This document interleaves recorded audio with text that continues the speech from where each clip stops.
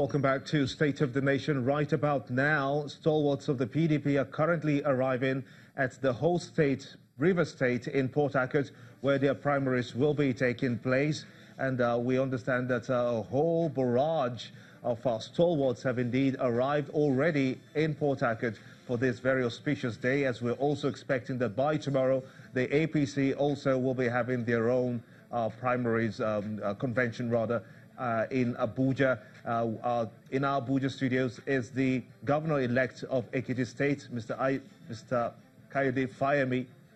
He's there with me. And also, Irresponsible Atoye is a political analyst. He joins me as well from our Abuja studio. So we're going to have a robust discussion about this as we look at both sides and how this is going to pan out. But let me come to you first, Mr. Ario, because this is of grave importance for our political watchers. Looking at the assemblage in Port Harcourt, for instance, by the PDP, how will you assess them and their chances of producing a challenger against the powerful APC presidential candidate?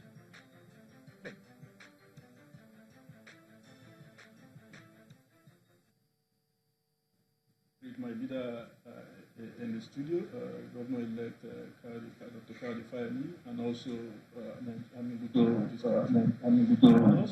members of the oppositions all over the country. Let me quickly state this, that this is just one leg of... I understand that we'll have to make those that line clear in just a moment, but we're going to be looking at basically what that portends for the PDP coming up with a challenger in the midst of the array of presidential aspirants that we have there. The likes of Tambuwal is there, Dankwambo is there, Onkoso is also there, and just so many of them. But let me get back to the Governor-elect of Ekiti State just before we get the lines cleared for Irresponsible Atoye. You have been speaking basically about the importance of getting it right for your party, the APC, even as you meet for this convention. The president, Muhammadu Buhari, is your sole, or should I say, a consensus candidate now for the president, for the office of the president in 2019. Have you, as a party, met up with your promises as a party to the people that will warrant, do you think, a rally of Nigerians behind Muhammadu Buhari? Thank you, Gimba. First and foremost, it's through no fault of ours that we've ended up with a single.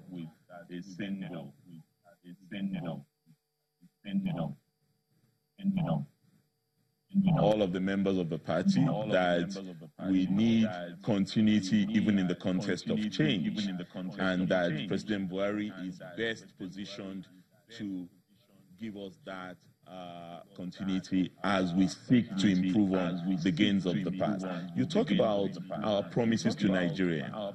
The promises that we made to Nigerians were three-pronged. Improving the security of the country, improving governance, and also improving the economy. And of course, when we talk about governance, people always dwell on the anti-corruption part of it. But it's a holistic framework that goes beyond just catching those who have dipped their fingers in the till in the treasury. And I think in all of these three areas, we have witnessed significant progress. If you put yourself where we were as at May 29, 2015, we're no doubt where we want to be yet. And I don't think there's anybody you have in APC that will say that everything has been perfect. But we should never let the perfect become the enemy of the good. We should do whatever we can to build on the gains that we've made rather than seek a reversal by going in the direction of PDP once again.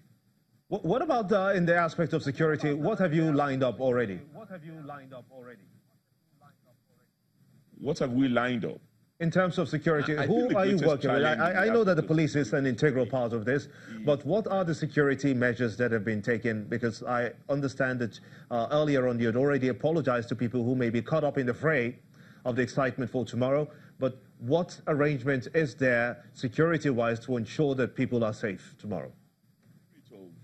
Cooperation amongst our various groups.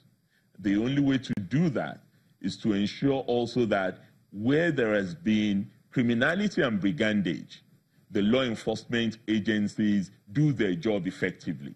There are many who will say that we haven't as yet gotten that completely right, especially when it comes to farmers, herders, clashes all over the place. But we have made significant progress. When you look at insurgency in the Northeast particularly, again, we haven't yet overcome the challenge, and I don't know anywhere in the world where terrorism and insurgency have been completely eradicated.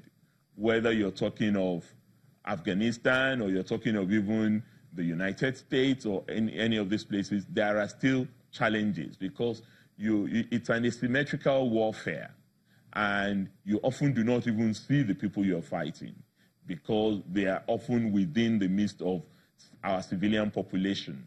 Unless you want to create mayhem, sometimes you can't just unleash violent attack on innocent people who are suffering from this embedded insurgency that we have experienced. But the clear direction, the clear trajectory is that we are overcoming these problems. 3 years ago, you couldn't even go to any part of Maiduguri. Now, primaries are taking place in virtually everywhere, in Borno State, in Yobe State, in Adamawa State, and Boko Haram has no foothold in any local government. And that is why this opportunistic attacks they're engaging is more common than when they used to have their flags fully settled in some of the local governments in the Northeast. But more importantly, our government has a social investment program because poverty is violence. Some of the people who have been caught up in the Boko Haram mayhem are those who are hard done by society. So you have an economic version of Boko Haram that we must tackle. You have kids that are out of school that must be back in schools. We have people who have not experienced good governance. And these are the areas that I think we need to tackle on a broader level, even as we deal with a law and order response in the immediate, which is what this government has been doing. But we're not perfect. We haven't resolved all the problems, but the trajectory is very clear, and you do not want to experience a reversal in that trajectory. I must wish you well for your convention tomorrow. The governor-elect of Ekiti State, Fayemi, unfortunately, other guests, we couldn't get those lines clear enough to have him to respond to us. I must also thank you for making the effort. Ariyodare Atoye is a political analyst. And that's how the show has been today. I want to thank you as well for being a part of it. Until we come your way again, I am Gimba Umar. This is State of the Nation, and bye for now.